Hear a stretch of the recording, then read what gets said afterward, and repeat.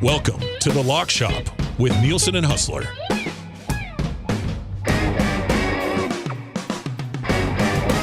Hey, good Tuesday morning to you. I was about to say afternoon, but we still got an hour left in the morning here for you. Matt Iwanyk in for a Dusty here on The Lock Shop, presented by Play Alberta. In a little bit, we will, by a little bit, in just a few minutes, we will bring on Huss onto the show before he jets off to go to the RBC Canadian Open. A reminder with Play Alberta, we got those new June promo codes to use. EST Casino, when you deposit 20 or more to get a $50 casino bonus. Again, EST Casino, or deposit 20 more and use the promo code EST Sports for $50 free sports bet. What's still also going on is YAG50 when you deposit 5 or more, and you will get that $50 free bet as well.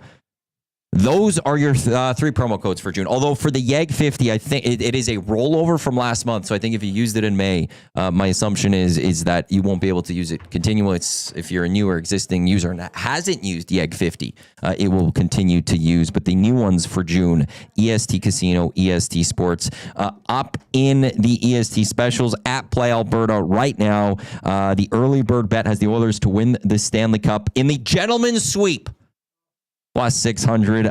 Dusty's play of the day is Bouchard to score more points in the Stanley Cup Final than Verhaeghe, minus 139. And Jay's play is already up. The Phoenix Mercury to cover at plus 12. That is minus 125. Just go to playalberta.ca, download the app, and click on EST Specials. Big Uke has passed along the grandest parlay. I'll have to send this to Big Uke. They're on it. So we'll see. The grandest parlay should be up very, very shortly. Lots to get to. It's the final time I'll get to speak to him this week. But let's bring in Huss from Winnipeg. Huss, how are you doing on this Tuesday? I'm doing great, Matty. I'm looking forward to chopping it up with you right now. And I'm looking forward to getting out Canadian Open, Jays. And I'm thinking more and more, I might have to see if you actually can see if you might be able to get on that Voyager site and get a couple seats for me for that soccer game. That is, I had such a good time with the women's game on Saturday. And we don't get very often a chance to see our national team, period. So, just with the way things are shaking out, I'm going to definitely do what I can to get out to that event. But that's the weekend. And I know for our listeners on EST, everyone is counting down the hours until tomorrow night. What's the buzz in the city the day before game 1? I think the buzz right now would be just, can we get this going? Like, I don't think it's like... A lot of people are confident about the team. They're ready to go. They're ready to... I don't think there's a lot of worry going into this series. I don't think there's a lot of nerves necessarily right now going into this series, but it's also just a long wait that people... Like, we have to wait another day. And it's not the craziest wait here, but it's you get to the weekend and you're like, well, I just want to get things rolling. Like, it's the start of a new week. Let's play some Stanley Cup Finals hockey, or Stanley Cup Final hockey. And that's, I think, where it is right now is just, okay... anxious just to get it going. They're tired. Tomorrow, I think then you'll get the excitement. Tomorrow will be the day where there's just going to be a lot of good vibes going through the city of Edmonton. But like I said, I think there's a lot of people that think that this is the Oilers' year, that this is a team of destiny, that this is a team that has gotten over all the obstacles that they have faced, the late injuries at the early of the year, their goaltending change, not having Matthias Ekholm for pretty much 3 series, losing Zach Hyman for almost 2 full games and not really feeling the effects of not having Zach Hyman. And also, this is a year where the Oilers, the breaks have gone their way. Like, over past years, things would happen and it would be things going against the Oilers. Well, good to be lucky, lucky to be good, all those things. Brett Kulak should have got a penalty of the puck being shot over the glass, doesn't, and the Oilers scored 2 goals relatively quickly, not too long after that. Past years, that would have been the reverse. The Oilers would have, not gotten the penalty call, and then they would have allowed 2 goals. This year, the Oilers are getting those goals. So I think just a lot of people feel really good about where this team is at, where they are going into this series. And you look at a Florida Panthers team, and you wonder, are they a team that's a little bit more banged up going up against the Edmonton Oilers? I've thrown this question out there for a few people. So I'll ask you, Huss, from an outsider perspective. If there's one spot that you look at as a cause for concern of that will stop the Edmonton Oilers from winning the Stanley Cup, what area of this series do you look at? What is the thing that you're looking at going, that's the thing the Edmonton Oilers, if they're not going to get this done, it's because of that? I have no reason to believe this is going to happen because of the way that he's played. But if Stuart Skinner's not able to carry the momentum of his brilliance over the past 2 series into this one, I mean, there's nothing that can change, a series more than, a big advantage on goaltending on one side or the other. So, I mean, I think that's clearly the number one. Now, we can call it a concern or just a factor or just maybe the biggest matchup when it comes to who's winning it.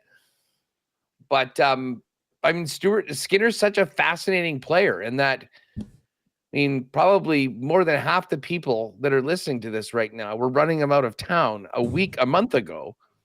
And he's then turned into like Marty Brodeur in his prime. So is he as good as he's been over the last little bit? I mean, I think you could say he's been on a real heater. He's certainly better than he showed earlier in the playoffs. But I'll say this about Skinner. I think that, and sometimes you earn the scar tissue up the hard way, but he has built a level of resilience in the face of performances that don't go his way. And I'm not sure there's a goaltender in the National Hockey League that has performed better after some miserable outings in playoff situations with more pressure on his shoulders. So I'm not sitting here saying that I think Stuart Skinner is going to, the clock striking 12 and the Cinderella story over. But I really do think that, if either of those goaltenders didn't play at a high level, their team's probably not winning. So that is very clearly number one. And then just as far as matchups go, like, Maurice, it's funny because, obviously, a lot about Maurice with him coaching in Winnipeg for as long as he did. He was not a guy that cared about matchups as much as many of the other coaches in the league. But man, going into Edmonton, he's going to have confidence in everyone going up against McDavid because, he's not going to have the last change. I do wonder if we get to Florida for the Florida games, whether it's a steady diet of Barkov. And listen, he did win the Selke. I mean, it makes a lot of sense that you'd want to have that up. Lots of teams and coaches are more than happy with going best on best.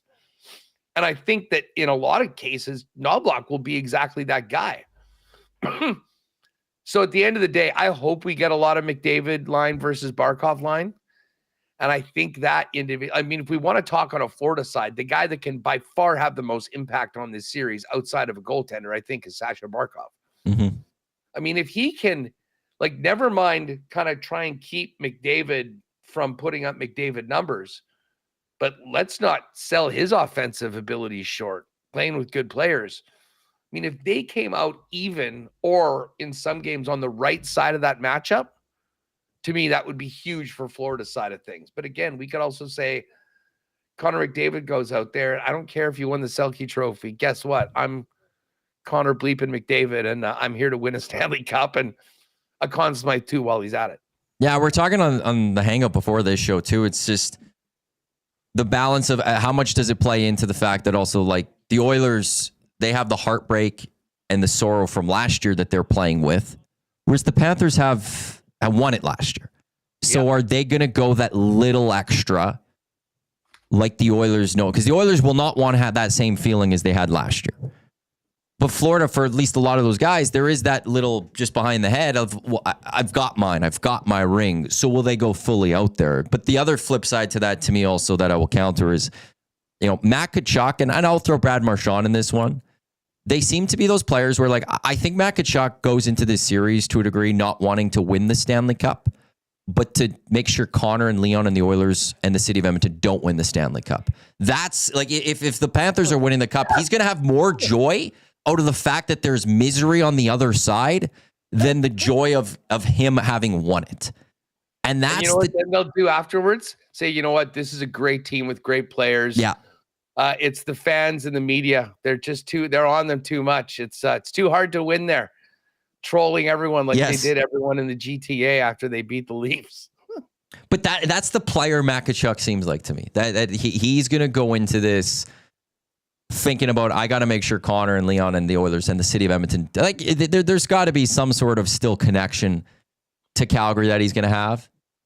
And to be able to take this away from Edmonton again, I think that's the other part that balances. To your point on Stuart Skinner too, I'll be fascinated just to see how he starts the series tomorrow. Because there was a bit of a period of wait between the Golden Knights and the Dallas Stars series, and he was fine going into that. There's another break, and when you have a goalie that's as hot as Stuart Skinner, you'd kind of want him to be playing right away and keep that heater going. What's he going to be like after this delay? So it is going to be a fascinating first game. Rogers Place, though, is going to be rocking tomorrow. There's going to be the whole, the ceremonies beforehand. I'm assuming the cup will be shown before the game. It'll be brought onto the ice in some ways. The players get shown what they're playing for. It's going to be something else here in the city of Edmonton once again.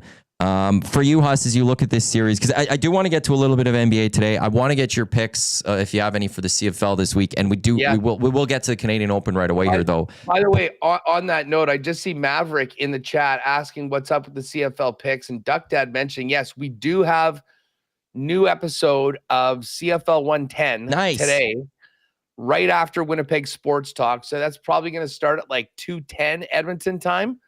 If you're joining us for the end of WST, we'll quickly transition over into that show right at the end of our program after we do our picks for Assiniboia Downs today.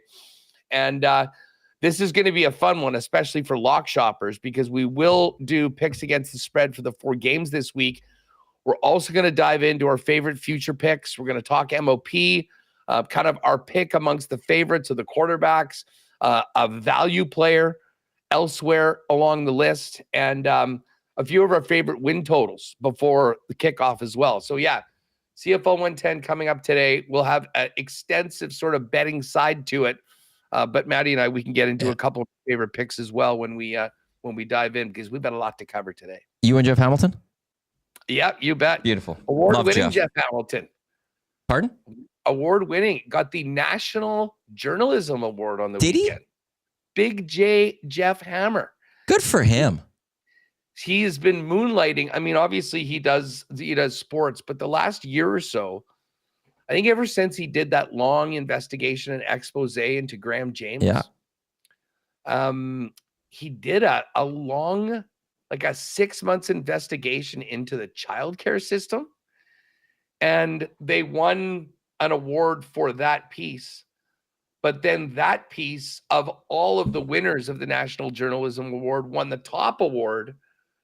And I escaped. But not being a Big J, I'm not familiar with the name of the award. But anyways, it's a big deal for all the journalists. So yeah, Jeff's on a heater. Hopefully he can have picks as good as his 6 month investigation into the childcare. So that'll be a lot of fun. You guys are lucky to have Winnipeg Free Press out there. That's a solid, I think, for the most part, independent newspaper in this country. Okay, for this Stanley Cup Finals, what are some of the top picks that you're looking at? Well, as we head into this, I was just talking with Remus before our show. He's going to get into this tomorrow, and I'm not sure if this is up at Play Alberta, but if not, you can get the guys to throw it up there. I'm seeing some listings for odds on who gets the cup first, the cup handoff. Really? So think about this. I mean, we could do it. You could do it individually for Oilers or Panthers. But I think the most fun way to do it, and you'll certainly get a better number, is betting for the entire series. So you don't know who the winner is. You don't know. You're basically predicting who the winner is. who the winner is and then who's going to get it first. But without even talking odds or anything, Matt, if the Edmonton Oilers win the cup, is Nuge the automatic guy, or are they tough. So close with Draisaitl? Like, it's really one of those two guys, right? There's no one else. There is no one else. It's what either about Hyman and street clothes coming off. Oh, he's got that wrist surgery. I don't know if he's gonna be able to lift that cup as much. So good point. No, it's one of those where I would say Leon is the favorite. He would have to be the favorite going into that, just because of the connection that Connor and Leon have, just because of like they're best friends, because Leon is the number 2 guy, and Nuge would get it third. But it's the fact that Nuge is that long-time Oiler does that supersede the fact, though, that I think that's what the bookies are saying. I know, but Leon is like, look, Leon, he's a Hart Trophy winner. You know, he's won those things, and that's the part where it's like I don't know how he doesn't get it second. You know, it's not like this is Nuge's Ray Bourque getting it for the first time type thing. And Sakic, I don't even think he even raised it that year. I think he just took it and skated it straight to Ray Bourque, if I'm not mistaken. But I would like it to go to Nuge because of the longtime Oiler, the amount of head coaches he's gone through, the amount of crap he's dealt with in this city. You know, and not from fans, but that, like with the organization, just all the constant changes, the losing, everything that he's had to endure. And he's been a great soldier through it. I think the worst we've ever heard him really come out is after one bad year again. He's just like, I'm getting frustrated. And that was like the worst you ever heard for Ryan Nugent-Hopkins. It was a tantrum by standard. He's like, whoa, calm down there, Nuge. And like he could have left in free agency, actually took a bit of a discount to stay here in Edmonton. That I think everyone would be good with Ryan Nugent-Hopkins getting it second or first after Connor. I just don't know if that's what will happen.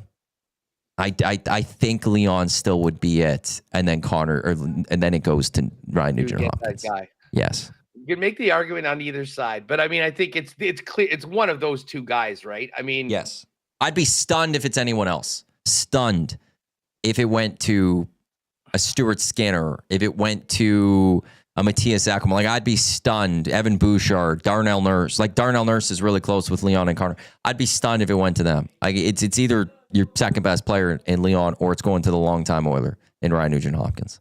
Yeah, I do like those that betting though.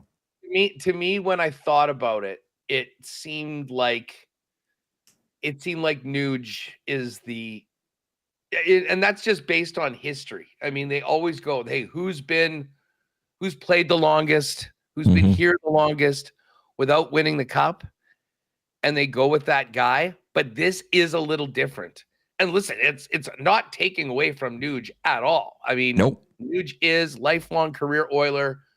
This would be the pinnacle of his career. I mean, pretty much everybody on the ice if they're winning the cup. But the relationship between Connor and Leon, how important Leon has been to this team. We think of it as Connor and Leon. I mean, kind of Connor to Leon does make a lot of sense. And then Nuggy getting it and getting his rip around it. For the Panthers side of things, and this is hilarious. So I'm talking with Remus, and we're going through, what about the Panthers? And he's like, Nate Schmidt. Because, you know, and I'm like, wait a second. Now that we've had a team long enough and we've been doing this long enough, the years just meld into one long, never-ending season. I could have sworn Nate Schmidt was on the Panthers last year, but no, he was on the Jets right here in Winnipeg, on the team that I cover. So he's the one guy that wasn't with the club last year, has played the longest, and would most likely be the guy. Seth Jones is the other one, but I think there is a level of reverence to veteran players, and I'll tell you what, Schmidt undoubtedly is one of the most popular guys in that room. I mean, he is he's the vice president of vibes on any team that he plays. So I think Schmidt is probably that dude. I guess you could think about Marchand as well, being a new player, but not that anyone in Edmonton really wants to think about who the Panthers are going to be passing the cup to. We can probably move off of this topic, but it makes it a more different, like that one would be a tougher one to bet. Yeah. Because it's like, they could go Kachuk. You know, maybe you said Seth Jones-Schmidt, Brad Marchand, and Aaron. Like there's a Bobrovsky. There's a lot of good ones to go with, and they don't need to go with as the long time hasn't won. You know, like Ryan Nugent-Hopkins or they already got it last year. They got it to a degree. So focusing on guys that weren't on the team last year. Yes. So that is a very interesting one. I'll have to give it a shout out to the Play Alberta boys to get that one put up there. Are anything else you're betting on in this series? Or ultimately, who are you betting on for this series? Who are you looking to take in this series? Oh, I'm taking the Oilers. Unfortunately, I think there's so much love for the Oilers and excitement about, them getting another crack that I really missed my chance of getting it. Like, to me, this series is a pick'em, and it basically opened up as a pick'em. But Oiler fans have bet this to now a number that, you're getting plus money on Florida, which is wild. The best value bet is the Panthers, I think, based on what the number is right now. But I think Edmonton's going to win. So, I mean, I just have regret that I didn't jump on it as soon as the line came out, kind of envisioning the support Edmonton would have in Canadian markets and Canadian books. But I do think Edmonton is fair. And listen, minus 120, minus 125, whatever is that. It's not like it's an unfair price. It's just that this Florida Panther team, you can make an argument for everything that Edmonton has. You can make an argument on the other side. That's why it's such a great matchup. But I'm going to be taking, and I think I'm going to take over 6.5 games. I think this one's going to go the distance, which is going to make for, 2.5 weeks almost? I think 16 days. Yeah, June 20th, it would be past that. That cup would be handed out then here in Edmonton. June 20th. And it's just, I've got too much respect for Florida to think that the Oilers are going to, and listen, if they do it, good on them. I mean, we've seen that happen in the last 2 series against Vegas and against Dallas. We've never seen anyone do that to Florida. And frankly, Florida has been doing that same thing to other teams. So it is that sort of unstoppable force versus the immovable object and what's going to happen. I think we're going to be in a treat, though, as hockey fans. And I do think this one, I think it's going to go the distance, but it's going to end with the home team winning again. This time, the Edmonton Oilers doing it on home ice. I will say I can see the only way I'll see 5, and this may be disrespectful to the Florida Panthers, but if the Oilers take the first 2 games here, I could see them getting the split in Florida, and they're not losing game 5 then at home.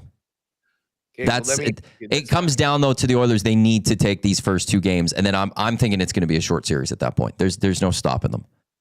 I'll be honest. I'm thinking about taking Florida in game 1. I can't say you're insane on that one. Look, well, what's the Oilers' record in game 1s? I'd have to go back, but this year, well, they beat Vegas and they beat Dallas both in game 1s. Did they not? No, they split. They split Dallas. Yeah, so they won the second game. So they're 1-2 this year in game 1s. Did they win the first game against Vegas, or did they came back 2-0 straight? They came back 2-0. Well, they won in 5. Yeah, Vegas won 1 here. That was the game where Leon tipped it in his own net. In Vegas. I was thinking of home game. Yes, that's right. Yeah, no, so for game 1s, so they're 1-2 this year. They lost to Dallas then in the first game, but that was also a third period collapse. LA was the comeback, but then blew it. But yeah, they're 1-2. And then previous years, their game 1 record has been ugly. Well, Stanley Cup Final last year. We can go to that one, and so they're not the best, but this team, we'll see how that crowd gets going for them. They haven't had a game 1 at home this playoffs. That's the one thing. It's wild that they're finally getting home ice advantage, and it took the Stanley Cup Finals for them to do it. Speaks to the teams, like why this is such an incredible final. Yeah. The gauntlet that both of these teams went through. I mean, you look at Florida, Tampa, the Leafs, and then Carolina, and then on the other side, a very good Kings team, Vegas, recent Stanley Cup champs, and the Dallas Stars, who've been there every time. I mean, listen, you can do it. I don't think I'm going to, because I kind of do feel, especially talking this out with you, I think the Oilers have blown game 1s enough, and put themselves in bad positions before, and they know how harmful that is, that I think they are going to be absolutely ready, focused, and dialed in. But if you did want to like look at the number and think maybe it's a pretty good value bet to take Florida just because of the Oilers' history in game ones. It's not a crazy one. This both teams going like 2-1 at home in the first 3 games each, and then we get 7 in Edmonton. And game 7 is a Friday, so it could be a weekend here in Edmonton if that game 7 goes the way you've laid it out there and stuff. It will be a weekend here in the city of Edmonton. Just looking. So the schedule here. It'll go Wednesday, tomorrow, Friday. Yeah, Monday, Thursday. And then only 1 day off with the travel day. But 2 days off between games 3 and 4 because of the NBA. Yeah. So that's why it was. I kind of figured that they would be doing the 2 days off for the They travel. were supposed to. But I think they in the end, like initially, there was a lot of talk that the series would just start on June 7th, but with how quickly both conference finals ended, they started a bit earlier. And for that one, they couldn't get that break. But then there's the break after that. So yeah, game 5 is the Saturday, game 6 would be on the Tuesday, and game 7 is on the Friday. So no, would we get a Saturday game or no? Game 5. Game 5. Okay, yeah. Tuesday the 17th would be game 6, and if necessary. So if the Oilers close it out at home in any of those situations, it's either a Saturday or Friday night here in the city of Edmonton. So, oh my God, can you imagine? Yeah. Did you grow up in Edmonton? I'm born and raised. I've never been alive for a cup though. So you weren't around in 90. I mean, I was born in 91. I might be the curse. I think we've got to the bottom of it, people. Yeah, they won in 1990, and then I was born a few months later, and then there we go. They haven't won a cup since, and they've been to the cup final twice and have lost. So if they don't win it this year, I think we can look a little closer more at me here. Haas, top goal scorer in the series. Goal scorer in the series. Who's scoring the most goals? Obviously, it's Draisaitl and McDavid at the top of the list. I would have got Chuck and Reinhart, Barkov. Like, is there anyone sort of off the board? I thought potentially Brad Marchand. Mm-hmm. Like, he's just a guy that he's going to be involved. He's going to be around. He'll get some opportunities.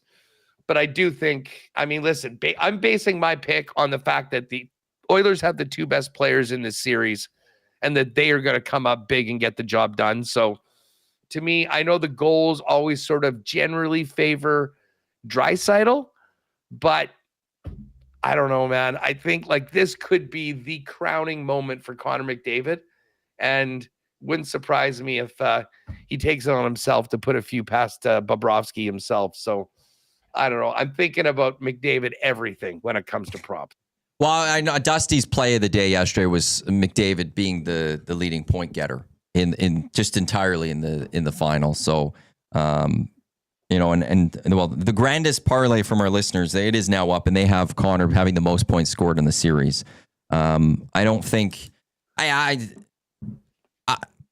would lean towards Leon. I if anything, like I think Leon scores the more goals, but Connor, if there needs that one, like if game 7 goes to overtime, it's Connor doing it. It's Connor finishing it off, just like he did at the Four Nations.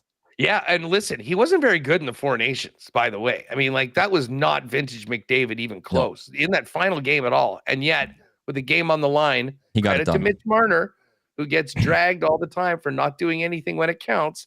Credit to Marner. He did get the pass and make it perfectly. And then it was McDavid beating Hellebuck for the winner. But you know what? My favorite bet of this entire thing, and we talked about it yesterday, if you like the Oilers to win, and now we're talking about the fact you got to pay a little bit more juice, 97 Conn Smythe. 97 Conn Smythe. I cannot imagine a scenario where he does not win it if the Oilers are the one. If he's the one getting the Stanley Cup, he's also getting another trophy at that same time. I tried making an argument for Stu Skinner. Stu would need to get 2 shutouts and have like less than 2 goals allowed average in this series. It would have to be a short series. Like if it goes 5, Skinner has 2 shutouts. In another game, he only gives up 1 goal.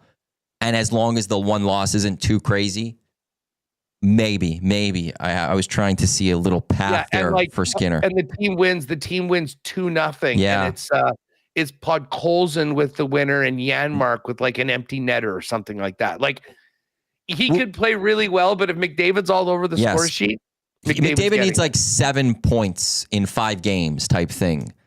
And then Skinner gets the shot, which is crazy to think that he like missed 6 wins, but it's just how good he's played in the shutouts. If he's walking away from these playoffs with 5 shutouts and multiple games with only giving up 1 goal and stands on his head, maybe there's that little path. But for that, McDavid would have to be a much, much lower, and it would have to be a shorter series. Like Skinner has to completely just steal a game even in there too. But it seems like it would be a Conn Smythe that is coming up here. You're off to, is it officially Toronto, RBC Canadian Open? It's the Toronto area. Well, where the course is no, it may as well be in Sudbury. Like it's, I think it's Caledon. It's like an hour and a bit. Like really? It's going to be a haul to get. I'm very interested to see what the crowds are going to be like. I mean, there's a big golf community out there, but the actual GTA, and it's sort of been in the city for the most part the last few years. So it'll be really interesting to check that out and just see how it all shakes out. I mean, we're definitely going to be there all day Friday. Might head back on Sunday for the final round. And obviously, it's the Rory show. Like Rory didn't play at the Memorial last week. Rory, by the way, for a guy that just won the Masters, like I don't know whether a villain arc. Well, what the hell? Yeah, it's like he won the Masters and then fired any PR advice that he's been getting. He dropped out. He dropped out of the Memorial and didn't even call Jack Nicklaus, which was kind of surprising. And when he played poorly at the PGA, he didn't do media any day. Very, very strange for McIlroy. Like I thought this was going to be a big season-long love-in of him wearing the green jacket like all year. It's like, hey, it's all good with me. But anyways, it's a treat to be able to see him. Golf in person is awesome. Sorry? Golf in person is the best. It is so much fun to go there. There's the seniors tour goes to Calgary, and I used to go a couple years and watch the old guys come through. And it's cool how much you could just walk that course, and even sometimes a chat with the golfer, how close you can get to some of those golfers. And then the RBC Canadian Open, especially like our version of the 16th hole, it seems like a pretty decent party and atmosphere to want to go to. Yeah, I mean, I'm pumped. I mean, I think basically you'll see if you want to watch Rory McIlroy, you're probably going to have like 60 or 70% of the people at the tournament watching Rory. I mean, I think we'll walk the course early, try and get a good spot, kind of time it out with the tee times, and just get a good spot and wait and see a bunch of them come through. The guy I really cannot wait to see in person is Ludwig Åberg. Yeah. I think, in 3-4 years, we're going to be talking about a guy that is now, I mean, listen, I don't want to compare anybody to Scheffler with what he's doing right now, but has a major or 2 under his belt, is sort of 1, 2, 3 in the world, and, begins a period of time. Like he's the one guy with the talent in the all-round game. I think that in a few years, we'll be talking about him in conversation for the number 1 player in the world. He's second in the odds behind McIlroy, not surprisingly. And then we got a great, great run of Canadians. I mean, Corey Connors always plays well at this event. But the guy that I think might have a chance to be live on Sunday afternoon, in fact, is Taylor Pendrith. And Pendrith is playing some of the best golf of his career. He was T5 at the PGA. He was T12 at the Memorial. And so this is the 13th longest course the PGA Tour is going to play in the last couple of years. Okay. Like often it comes to Canada and it's sort of, I got to shoot the course up a little bit because it just doesn't have the length. That's not the case with the TPC Toronto. So Pendrith with his off the tee game, and I believe he was second in the field last week in that stat, is a big, big advantage for him. The way that he is playing, his strokes gained off the tee continues to be really high. And then the other guy that I'm pretty intrigued on, I think I'll be putting a little sprinkle down, is Shane Lowry. That's what I was going to say. Lowry's playing well. And the thing with Lowry is he may not be the masher that Pendy or some of the other guys are off the tee. He still gets it out there. But he's probably the best with the long irons. And I think guys are going to be using way more long irons than they normally do because of the length of this course. So I tell you what, Mr. Lowry, I think, and he'd be a very popular winner if it went from one Irishman to another and he got it. But all the Canadians will be live, good to go. I'm a big Sung J Im fan. He's in the field as well. Sam Burns, Bobby Mack, of course, who's the who won this event, albeit at a different course. So it's going to be good. But Oberg, Lowry, and maybe a little Canadian sprinkle on Pendy. Pendy about 4-1 for top Canadian too, I think is a nice one. We had him top Canadian at the PGA, which came through. Obviously Connor's the favorite on that, but Pendrith's second in the odds, and then you got Hughes, Nick Taylor. And then I like Nick Taylor for that one a little bit. Just big weekend last weekend. Yes. I know it's different course, but he's the winner of the Canadian Open. I actually like looking at him as the top Canadian in this one. And that's the one thing. On that. Pardon? Pretty good number too. Yeah. Like it's one of those where, you never know the pressure of the Canadians, what they feel when they're at, the National Open for themselves. And does that add a little extra there? And Taylor's dealt with that in the end, and he reached the pinnacle for that part of it. So I actually do like the Nick Taylor as the top Canadian in that one. Although I think it's between him and Pendrith, just with the way their games are right now. Yeah. Although, I mean, Corey's so damn good, and he finds a way to contend of such an all-round game that we can't dismiss him. But I'm with you. I mean, the thing about Nick Taylor is that he is he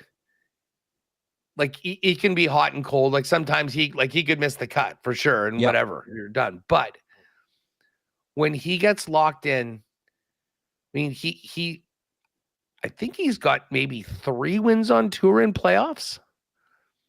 And I don't know if we'll ever think about anything other when we think of the Canadian Open more than that putt. I mean, one of the great moments in recent Canadian sports history. Oh, and on top of that's not just that's just a great putt in general. One of the longest anyone will think on tour all year. Absolutely. Let alone winning an event. Let alone then winning your event, your Canadian event. The amount that goes into that one.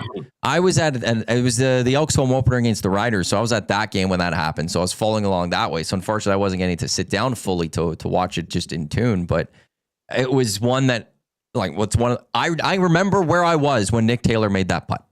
Like it's that moment in Canadian history where you're going to remember where you were when you found out Nick Taylor sunk that putt to win the Canadian Open. Such a cool scene. Well, it would be nice if we could see some more drama like that. But okay, I'm gonna throw something. Should probably maybe build a lock shop parlay.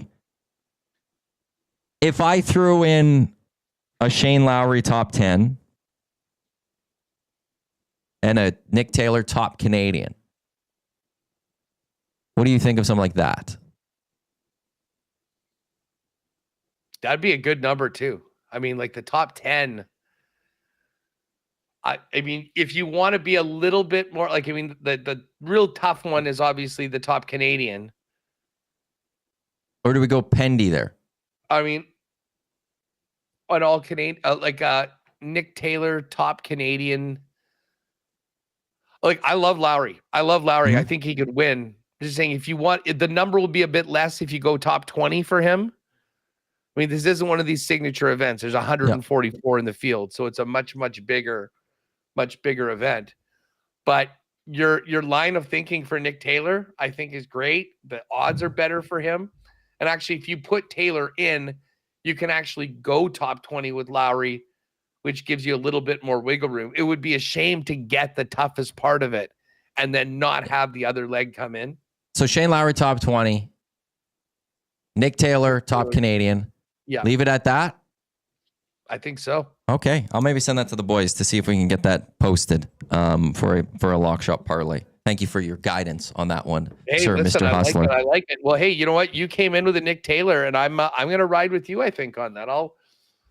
Like either one of those guys would be nice. Obviously, with the numbers that you could bet them both, and if either one of them won, you're in a good shape. But let's go with Nick Taylor, former winner, and the big Irish Bear, and Shane Lowry, to jump on it. Oh, I see a bit of is this line moved in Ottawa and Saskatchewan? What are you seeing for Ottawa, Sask? So right now, what I've got is Sask -3, Montreal -4.5, Hamilton now -1, and BC. This line last night was 6.5. It's 5.5 for the BC Lions. Oh, really? Okay. Yeah, I missed out on the 6.5. I should have put on the 6.5. I never saw the 6.5, and I did see that earlier in the week. The Riders were 2.5-point favorites, and it is now 3, and it's juiced like -114. So obviously, some people are, and it's no surprise. I mean, much like the Oiler fans are betting the cup number to favor Edmonton, the Rider fans, they might not be buying enough tickets right now, but I'm sure they're more than happy on betting on their team. And they're there. What do you think about the Riders this year? I think they're the team that's going to win the West. I do have them there. It was a wind away from the Riders winning it last year. Like it's that tight. I think at the top. It'll come down to Harris's health. He will get banged up. He will miss a few games. Jake Maier will have to come in. I do like Jake Maier as a backup. When he came into the league as a backup to Bo and Bo got hurt, that was when he played his best. And then when he got the keys to the car, that was when he played his worst. So him coming in as a backup, I think will get the best out of Jake Maier.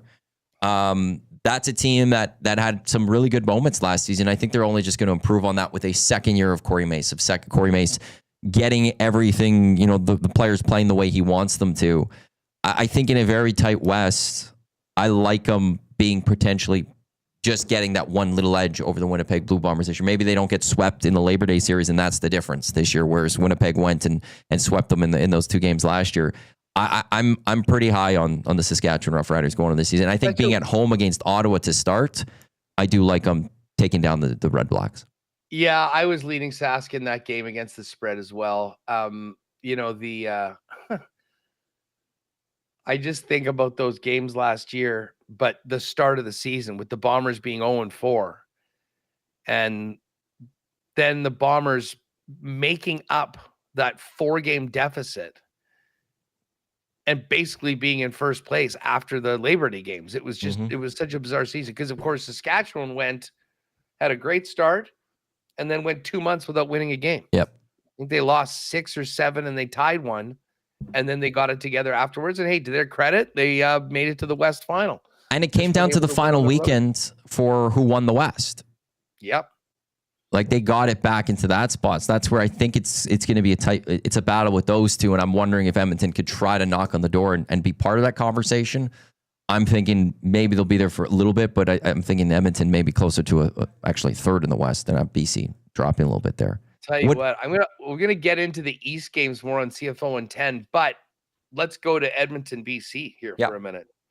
I always, especially in week 1, when you only have limited amount of information, I often will just kind of, okay, this is how I'm feeling. I first of all, I play, this is what I think the spread will be, and then I see what the spreads are, and then I'll usually bet on the side of what my thinking they should be as opposed to where they are. I'll be honest, when I was handicapping this game going into a season, 2 new coaches, I had this as like basically 3 points for BC just based on field. Like I didn't really get the 5.5, 6, 6.5s that were out there. And I'm going to be taking Edmonton in this game. These teams have played close games before. I think Edmonton is going to be incredibly motivated to get off to a great start. And I'm very interested to see how BC looks under Buck Pierce in game number 1. Putting in a new offense, new coordinator. I mean, there's been some big changes there in the offseason. Still think Nathan Rourke's really good. But I mean, put it this way, I don't have enough confidence sight unseen for the Buck Pierce BC Lions to be laying almost a touchdown at home. That's the thing. Like I have always struggled with week one of even just pick'ems, where you're just in a pool and you're picking who wins. Actually, I'll do that again this year. We'll do the WST, EST, pick the games. I'll have to get that sent out later tonight. But it's just one of those. It's hard to judge, and weirdness happens in week one. But like the Elks, when they went 0-4 last year, their fourth loss was to BC, and it was a 3-point football game. And I think this Elks team is better than they were last year. Now, enough to go win that game in the first week, I'm not so sure. But to keep it within a field goal, I think so. I think there's the BC Lions defense is a defense that the Elks can go score some points on.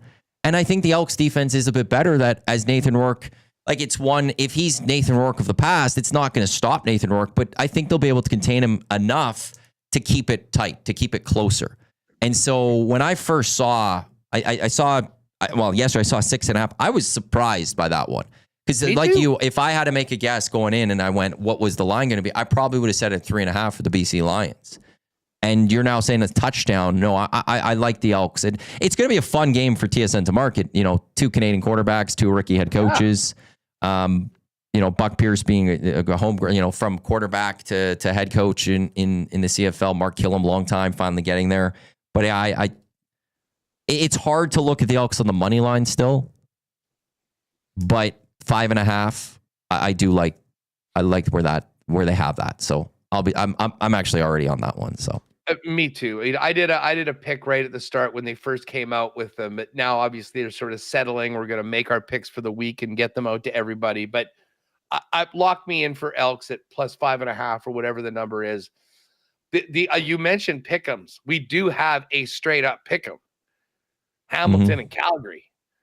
They'll throw out 1 point on either side with some adjusted odds, but basically the money line says take your pick and who you're gonna who you're taking. Like, and I hate this for week one because you don't know anything about these two teams. Like I honestly, I think I think a little bit better. Calgary is going to be a little better than we expect this year, and I don't know about Hamilton. Bo going back to Calgary? Yeah. Because they didn't go back there last year, did they? No. They didn't. But this is his second year in Calgary or in Hamilton, is it not? Yeah, but I don't think he would have had to go there, no? Has he never been back to This is Calgary? Third season in Calgary or his second? This is his third season in Hamilton, I believe. Oh, he was there week 1 last year in Calgary. Oh, okay. So they're doing it again. I mean, it was the year before that. Yeah, when he first got hired, or when he first went there, I think what happened was they didn't schedule him in Calgary, and people are like, "What are you doing as odds makers?" Yeah, Calgary's home to Hamilton, and he played week 1 last year. Yes, and Calgary got the victory, 32-24. And then we all know what happened to the Calgary Stampeders season after that. I might be jumping on. I might be jumping on the Ticats on this one. This is one you just stick to the money line. You don't touch the spread. Correct. I mean, I guess like right now, depending on what side it's on, I mean, you could take Hamilton +1 at a bit less of a number. And if they lose by 1, I guess you push. But more often than not, if you're giving me like -110 or whatever on both sides, I'm just picking who I think is going to win and running with it on that one. Have you put anything on Montreal? You're going Montreal? Well, I kind of am feeling Montreal in this game right now. Is Chad Kelly good to go? And well, that's the thing. He's throwing, I think, but he hasn't played a preseason game. He hasn't played a football game since the injury against Montreal last year. I really like Davis Alexander. I think there's a player there that we're going to be talking about for many years to come here in the Canadian Football League. Montreal being home, although they don't have the horns anymore. The air horns have been banned. So thank God. I didn't mind them. Was it? I mean, it was like the vuvuzelas. Yes. At a certain point, you get used to them. You just tune it out. I can't imagine sitting in that stadium. I know. I don't think they did it because of TV. I think they was driving a lot of people absolutely crazy. That's what I've heard. Is that when you go to the game, it changes your mind even more so of how much you can't stand them.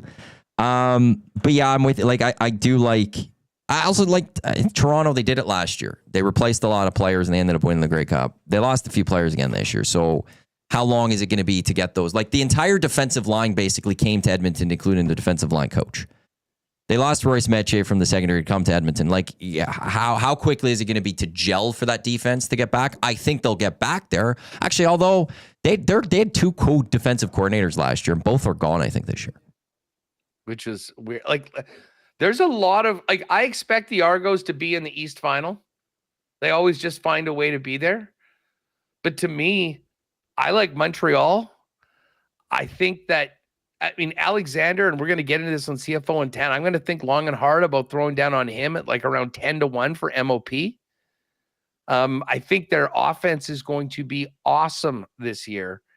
And, some new blood in the quarterback pool, I think is going to get some love on that. And I'll tell you what, I mean, the East has been the best division the last couple of years. If they can win the East, they have a prolific offense. We're going to be looking at Davis Alexander as maybe the next guy up. And listen, Toronto will find a way, but I mean, it's week 1. Kelly hasn't played yet. They've had all this turnover. They just cut Kadeem Carey. I think it might take a little while for the Argos to become the Grey Cup contending Argos as opposed to coming right out of the gate on the road against a good Montreal team. So you had Sask -3?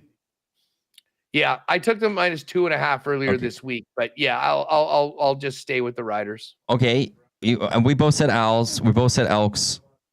You would take Stamps or Ticats? Ticats? Are you okay if I do a lock shop parlay tomorrow or the day after of that? Yeah, throw it up. I think because I agree with you all over the place there. So I'll do something on that while you're gone there. You're going to have to take, I assume that's the way you guys are doing it now, because you can't really have a push in a thing. So I would say take the Sask to 2.5. 2.5. I would not want to do 3.5 in that game. No, I'll take Montreal 4.5. I'll take Edmonton 5.5. And just Hamilton money line. Hamilton plus 0.5. So I guess technically if it ended in a tie, that would be a win. I like that. I'll throw that one to the boys as well there. In 30 seconds or less, you got anything on the NBA Finals? Thunder in 5. Yeah. Thunder in 5, SGA MVP, and then back to our conversation yesterday, we start comparing the incredible seasons of SGA and Connor McDavid for the top Canadian athlete. What's coming up on WST? And also CFL 110 coming up today. Yeah, so up next, we'll talk a lot of hockey, Jet stuff with Ken Wiebe, Cup Final, and NHL with Dave McCarthy. We'll check in with our friends at the Gold Eyes who are starting a homestand tonight. Patty Gregoire is going to come on. We'll jump on our Canadian Open thoughts and picks. And then, about 10 after 2 Edmonton time, top stories heading into week 1. And then our favorite future bets for this season, couple over-unders for both players and teams, and picks against the spread, which my picks will be similar to what we've just been talking about.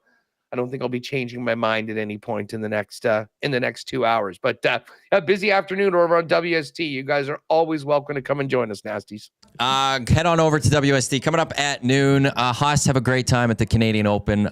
Don't get hit with a golf ball. Just watch out for Jordan Spieth. Yes. Haas, we'll talk with you next week at some point. I think back Tuesday, right? You bet. Have a good one, Haas. Enjoy RBC Canadian Open. WSD, as he said, coming up at noon, and then CFL 110. Promo codes for Play Alberta this month. 20 or more. Use EST Casino, $50 casino bonus. Deposit 20 or more with $50 free sports bet by using EST Sports right now at Play Alberta. We do got the early bird bet. Oilers to win the cup in 5. Dusty's play of the day. Bouchard to score more points in the Stanley Cup Final than Verhaeghe. Jay's play of the day. Phoenix Mercury plus 112. And then the grandest parlay is up. McDavid to win the Conn Smythe. Bouchard 5+ points in this series. McDavid to score more points, the most points in the series, and the Oilers to win the cup. That has been boosted to 650. I'll try to get that lock shop parlay up for the golf, and then we'll do some football as well coming up. I am back tomorrow. We'll do a little bit of NBA Finals tomorrow. We'll do some NHL Stanley Cup Finals tomorrow as well right here on the lock shop. To come here on EST, we've got 2 guys and a goalie, Reed, Gager, Cass. We've got EST Afternoons. We've got the Real Reed Wilkett Show with Jay Milne, and then Edmonton Riverhawks action. Their home opener and season opener, 7:05 right here on your audio streams of Edmonton Sports Talk. Thank you to everyone for tuning in to the Lock Shop. On behalf of us, I am Matt. Enjoy the rest of your Tuesday, and we'll talk with you tomorrow. Well, I'll talk with you tomorrow on the Hangout. Two guys in a goal coming up in just a few minutes. Don't go anywhere.